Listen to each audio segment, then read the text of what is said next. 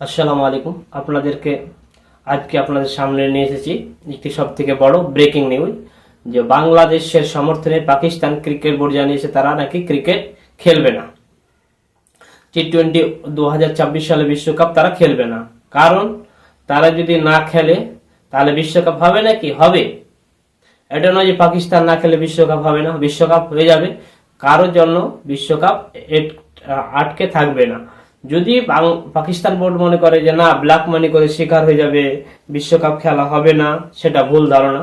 বিশ্বকাপ হয়ে যাবে। বিশ্বকাপে মাত্র আর 1 মাস সময় রয়েছে।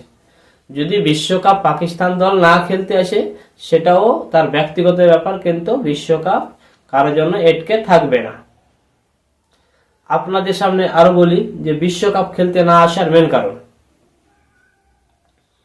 তারা বাংলাদেশকে সমর্থন করে বলেছে তারা বিশ্বকাপ খেলতে আসবে না। কেন? তার মেন কারণ আপনাদের উদ্দেশ্যে বলে দিচ্ছি, যে তারা বলছে বিশ্বকাপ খেলতে আসবে না। কারণ হিসাবে তারা দেখাচ্ছে যে বাংলাদেশ আমাদের বাংলা ভাই, বাংলা ভাই। আরে ভাই, তোমরা যে জায়গায় খেলতে আসবে না, তোমরা বাংলাদেশকে লুটে গেছো। একদিন তোমরাই বাংলাদেশকে লুটে গেছো, বাংলাদেশের উপর অত্যাচার করেছো। বাংলাদেশকে স্বাধীনতা দিয়েছে আমাদের ভারতবর্ষ, আর তোমরা নামাকের কথা ভুলে যাচ্ছে বাংলা ভাইরা। এটা এটা কি করে হয় বাংলা ভাই? তোমরা পাকিস্তান যদি না খেলতে আসে তাহলে একটা আইসিসির ব্র্যান্ড ভ্যালু কমবে, অনেকটা লোকসানের মুখে পড়বে। কিন্তু পাকিস্তানকে খেলতে আসতে বাধ্য হবে। তাদের কথা মেনে হাইব্রিড মডেল করা হয়েছে শ্রীলঙ্কাতে।